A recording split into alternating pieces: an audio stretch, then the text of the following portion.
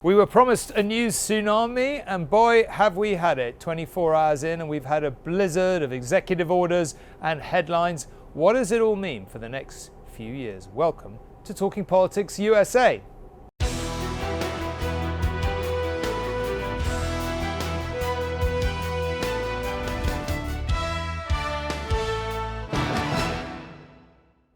Well, it's still pretty cold and pretty clear here in Washington. It has been quite the 24 hours since Donald Trump was sworn in and began as the 47th president, much as he did as the 45th, but with a much greater sense of what he's trying to achieve, I think it's fair to say. To discuss all this, I'm joined by Heather Nauert, our, should I call you our Trump whisperer? He used to work in the last Trump administration and has helped us a lot in analysing and understanding all things Trump over the last few months, really, since the election and indeed before. Thank you very much for joining us again. Thanks. There's been so much, hasn't there, the first 24 hours, it's hard to know where to begin. Let's begin with the UK though, because in the Oval Office last night, he was signing executive orders and he was asked about his first visit. Yeah. And he made a point of saying, oh yeah, well normally for a new president, that's the UK. Obviously we went to Saudi Arabia first last time because they gave us a huge arms deal. But he sort of indicated it wasn't going to be the UK, and he seemed to be making a point. We all know relations between Keir Starmer and the Trump administration aren't great.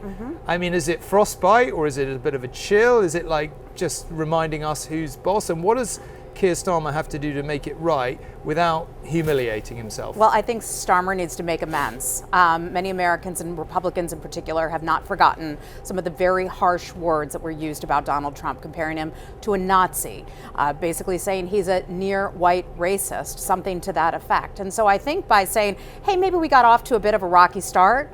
Oh, and by the way, we should not have sent some of our personnel to Washington or to the United States at the behest of the Harris campaign to help campaign for her in key battleground states. Sorry about all that. We got off to a bad start. What do we need to do to fix it? I think that would be a good beginning. Does he need to say that publicly or privately? I think both. I think a little bit of both. Eating crow when someone does something that they perhaps should not have done, that was not in the best interest of the population, of the British people, truly was not. I think say it publicly and say it privately. We've talked about this a little bit before, but there's been a lot of speculation over the last 24 hours in the UK. Just, you're very well connected.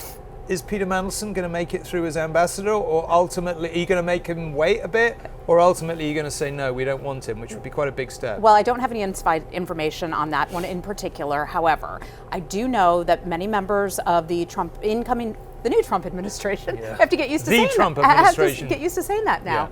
Yeah. Have some real concerns about him, and for many of the same reasons that I just noted about Starmer and the government, saying terrible things about Donald Trump. It's just not a wise political move. Typically, sophisticated political operators don't do that, where they could potentially alienate the other side. So he is supposed to present agrément, or we grant agrément, which means we accept his papers coming in to represent the UK government in Washington. It could be delayed, but they might let it through as well. Okay. There might be a little pain in the process. A little pain in the process. I feel like that's the leitmotif for the new world. Look, there are so many big foreign policy questions to talk about. We've talked a little bit about the Middle East and Ukraine in the past, and I don't feel like there's that much new. But let's talk about some of the other things that have been going on. He made it very clear over and over again he was going to impose tariffs against Canada, against Mexico, particularly against China, and indeed against everyone.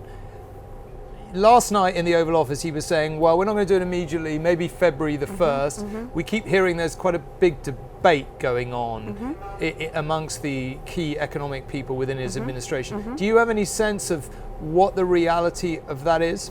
I think he's dead serious about tariffs and sees it as an important foreign policy tool and as a way to rebalance or to better balance our trade deficit with other countries.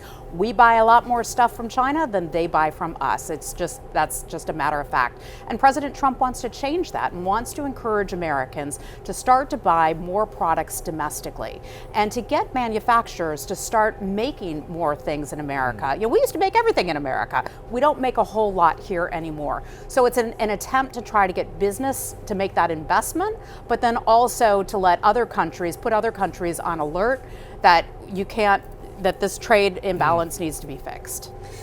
I feel like there's been slightly mixed messages about China Or another way of saying it is it's quite hard to understand what the incoming Trump administration is really thinking about China. It says some quite harsh things on one side. There's the whole question of trade imbalance, as you said. But on the other hand, there was the CEO of TikTok, which has, just been banned and now about to be unbanned in the US by Donald Trump, perhaps for a while, we'll see. But we saw the CEO of TikTok sitting right next to Marco Rubio, the incoming Secretary of State, who, as we were just discussing downstairs, has literally just gone into the State Department, as I understand it. President Xi, I never could quite get to the bottom whether he was invited to the inauguration or he wasn't. Donald Trump said he's spoken to Xi already and the conversation went well.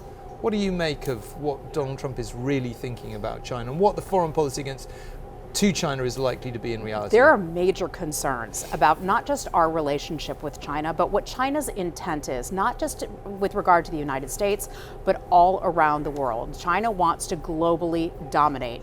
And we see Chinese related firms and entities hacking major U.S. corporations and even the federal government.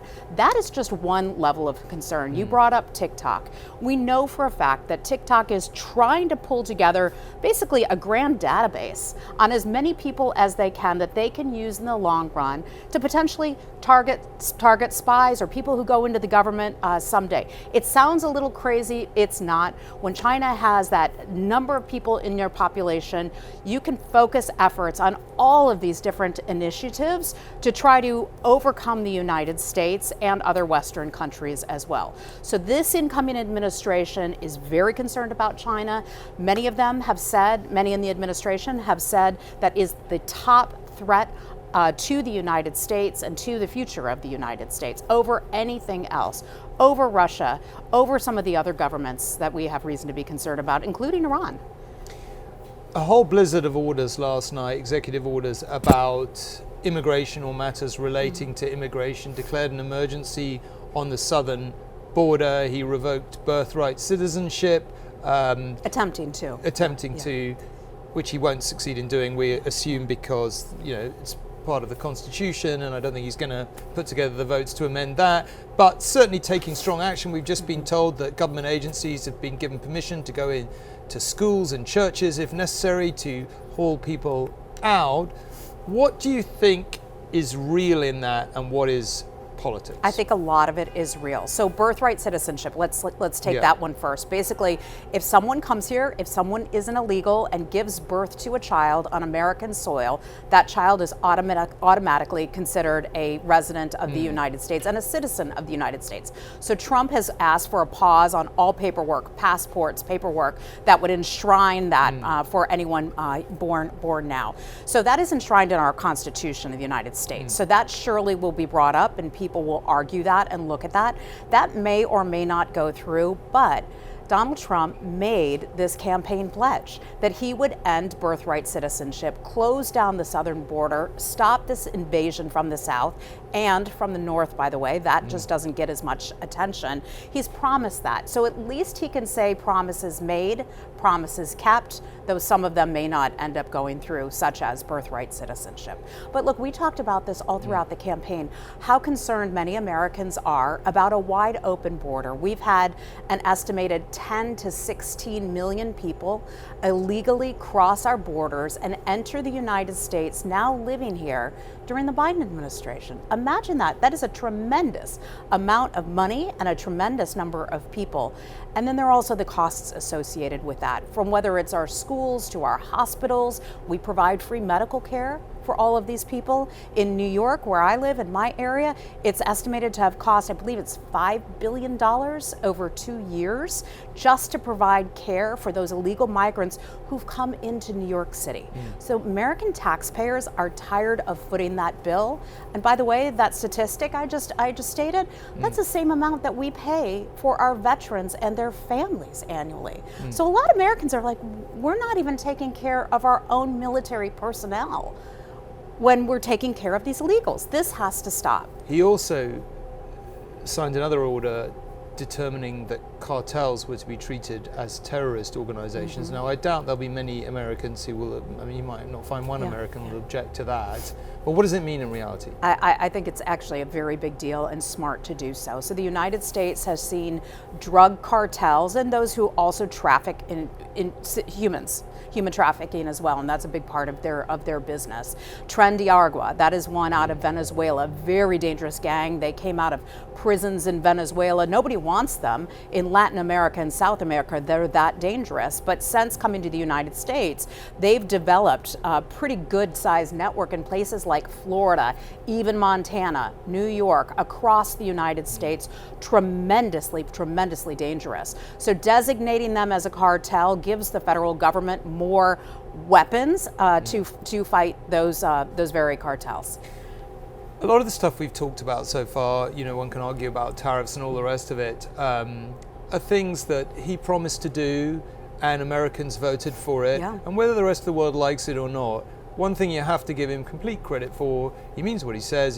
He appears to be, as you said, trying to do exactly what he promised to do and what people voted for him to do. And there he is, getting right on with it. Some things that are more troubling, I think, even for people who supported him, pulling out the climate accords, pulling out the World Health Organization. Obviously, there are some Americans who want him to do that. Does that trouble you at all? Well, look, World Health Organization was part of the basic cover-up for the origins of COVID, and we never were able to get the truth out of the WHO. And the United States is the largest funder, if not one of the largest funders to WHO. So I can understand why the president is skeptical of continuing funding for the WHO. That'll continue to be debated in Washington. President Trump felt during the last term that a lot of these multilateral organizations that we belong to, that the U.S. really didn't get much of a bang for its buck out of those multilateral organizations. And instead, he prefers to have bilateral negotiations and deals with foreign governments or entities. There was a lot of debate before the election and going through the election and once he'd won about whether Trump was going to be vengeful. And one of the things we learned today is that John Bolton, his former national security advisor, who we've had sitting on that seat on election night amongst other nights, he's no fan of Trump, he's been highly critical of Trump, fair play, but we've been told that he's had his security detail, his federal Secret Service security detail removed. Now, this is a man who's had credible death threats as a result of work he did for the American government, indeed a Republican administration. That's a terrible, spiteful, mean, nasty thing to do, isn't it? I was a little surprised to have heard about that news today. John Bolton, Mike Pompeo, my former boss, Brian Hook, somebody I served with at the State Department, and others were all a part of the operation that was conducted against Qasem Soleimani, the Iranian. Yeah. And resulting in Revolutionary Guards leader, we should say, yeah. Yes, exactly. Not a civilian. Yes. To be clear, a very, very bad guy Yeah. that the world needed to get rid of. They were a part of the operation to take him out, and were right to do so, to take out Soleimani. As a result, Iran has plotted attacks, assassination threats against all of these former men, and they are required to have Secret Service or some sort of security protection for the rest of their lives. That kind of threat never goes away. So I was a little surprised to have heard about that. John Bolton put out a statement earlier today discussing it, and said that he did not have the security protection initially under the Trump administration. I need to confirm that. I'm not totally certain that is true, but Biden then reinstated it. So Okay. certainly, you know, Iranians don't have short memories. Okay, but I don't want to press this point because I want to put you in an awkward position, but that's shocking, isn't it? I mean, don't you find that disgusting? I was surprised to have heard it. I want to go back and learn more about all of this. Okay, just moving on finally to one other thing. Like the big news really of the last 24 hours here has been the release of the prisoners who were sentenced for what they did on January the 6th. And I feel like we're getting into a world where truth has been completely turned on its head. You know, Donald Trump lost the election in 2020. There was no credible evidence of fraud. He couldn't accept it. He kind of riled up a crowd. You know, we can debate exactly his level of responsibility, but he certainly riled up a crowd who then stormed the Capitol building. Clearly, some of the people in there assaulted police officers. Many of them went to prison. That's been turned on its head.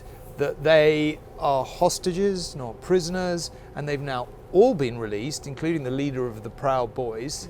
I mean, that's just bizarre. You can't be happy at that. Well, many Americans clearly aren't. This is the way our constitutional democracy works. President Biden, just in the last few days, commuted and pardoned both sentences for, in fact, thousands of Americans serving prison time, including some very, very dangerous convicted criminals, some of whom were sitting on death row. Just a couple quick examples, because I want to balance this out, that every president has the right to do this, whether or not we agree with every single case. So among those that Biden pardoned or commuted the sentences for was a man convicted, or several men convicted of killing police officers here in the Washington, D.C. area.